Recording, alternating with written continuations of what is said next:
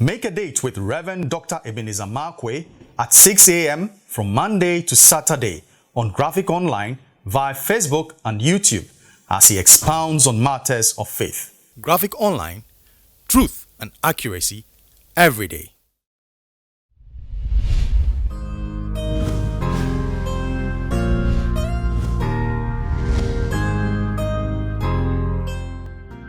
Hello, this is Reverend Dr. Ebenezer Markwei of Living Streams International, bringing you matters of faith with Graphic Online. This morning, I'd like to capture my thoughts with necessary evil.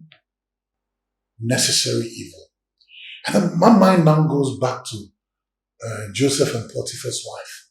You know, Potiphar's wife, she brings an accusation of rape against Joseph. And that was a very, very dangerous thing. I mean, young Hebrew boy minding his own business. And for me, even that whole story, it looks crazy to me. And I doubt whether Potiphar even believed his wife. Because I have quite a few evidences to say that something might not sit well with Potiphar.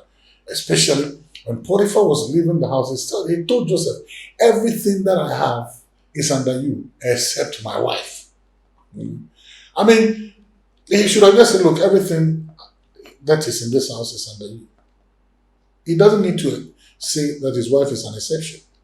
But everything that I have is under you, except my wife.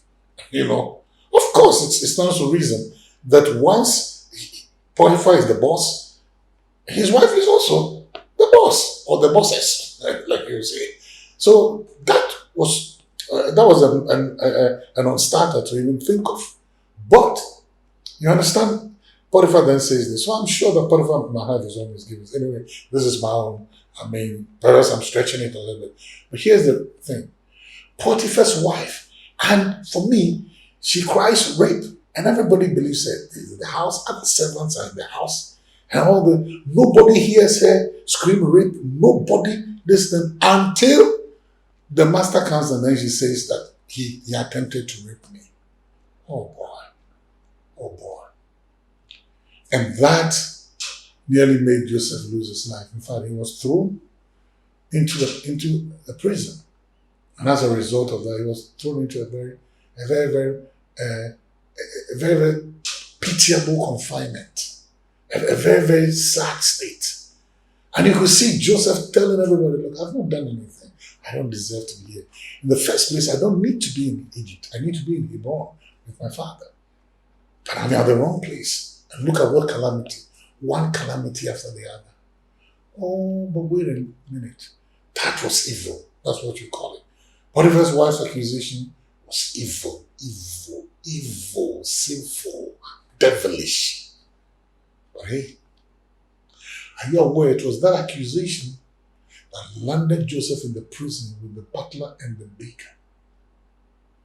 And it was the butler, it was the interpretation of the dream of the baker and the butler that gave credibility, or that gave Joseph